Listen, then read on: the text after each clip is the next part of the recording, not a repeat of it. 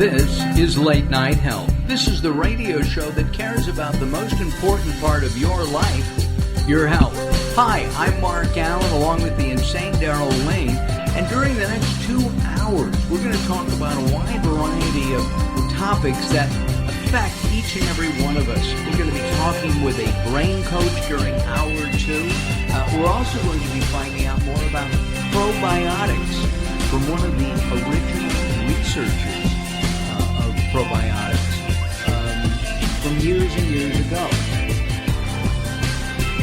We'll also spend this hour talking about autoimmune diseases, and we'll begin talking about pain. We've been talking about back pain primarily with Rick Olderman. He's a physical therapist and certified personal trainer based in Denver, Colorado. And Rick has a wide variety of books out called Fixing You. Rick joins us now from Colorado. Rick, we've been talking about back pain. We've mentioned leg pain. I think we've even talked about knee pain a little bit. And now we're going to talk about pain in the neck. Pain. Got it. Big problem. It is a big problem, isn't it? Yes. Why?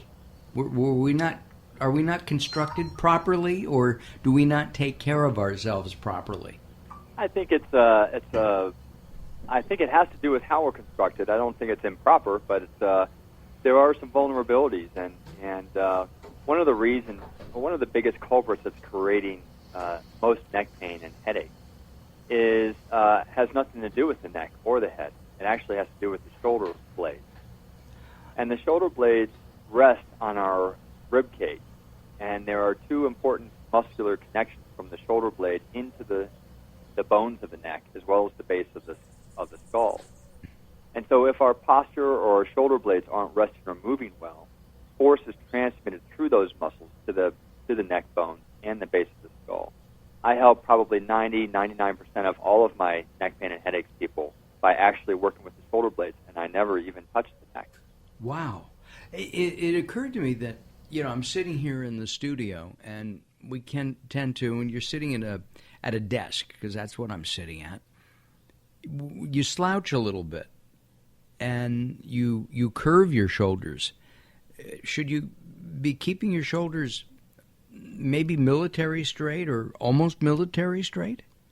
Well, if we assume the premise of your pain is the shoulder blades, if you're then squeezing the shoulder blades back to keep your posture correct, and you know that there are muscular attachments leading into your neck and head from the shoulder blades, then those muscles are always under tension. So this is what a lot of people do, is they try to fix their posture using their shoulders, and it should actually be coming from the core and lifting the rib cage instead. So the way to prevent my headache then is to suck my tummy in. That's one of them. One of the little simple things I ask people to do is, if you inhale, you'll feel that your rib cage lifts. And if you and it doesn't have to be a lot; it can be just a little. And then if you exhale but don't allow the rib cage to fall back down, you'll feel that you're sitting taller naturally like that, without using your shoulder blades or anything else to help you. And you'll also notice that your stomach muscles are engaged maybe 5%, maybe 10 tops, but just a tiny little bit. Well, that's what they're designed to do. They're designed to hold up our body like that. And so this is a really easy way of fixing your posture. Instead of using your shoulders and arms to be squeezing and holding yourself up, relax those and let your core do the work. That's what it's designed to do.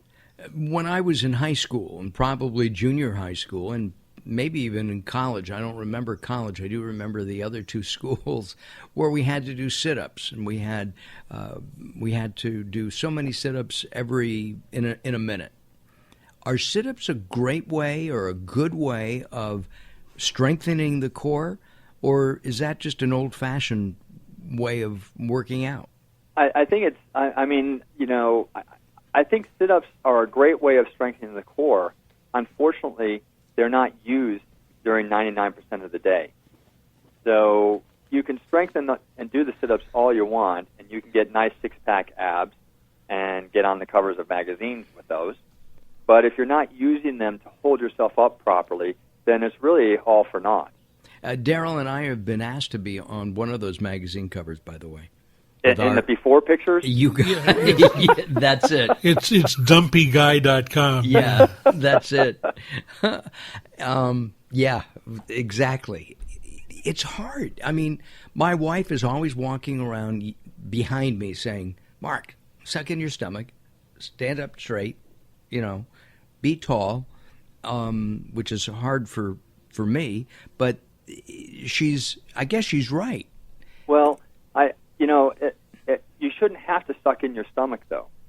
The effort is really coming from lifting the rib cage. If you try it right now, all right, and just inhale and lift the rib cage just a little bit, and then hold it up there while you exhale, you'll feel that your stomach never really quite relaxes. All right, let me try that. And that's what happens naturally.